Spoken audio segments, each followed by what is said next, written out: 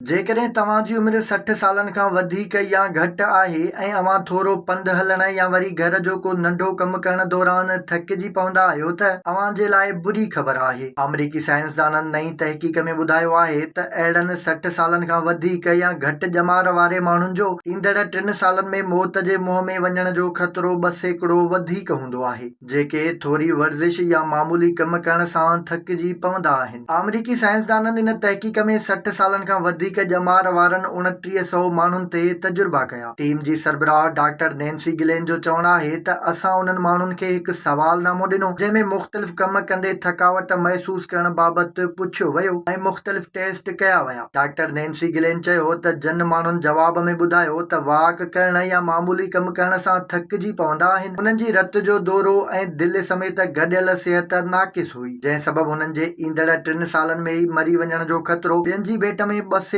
वधीक हो। अहिड़नि माण्हुनि खे घुर्जे त वॉक ऐं वर्ज़िश खे मामूल बणाइनि ऐं ताक़त वारी ग़िज़ा जो इस्तेमालु वधाइनि।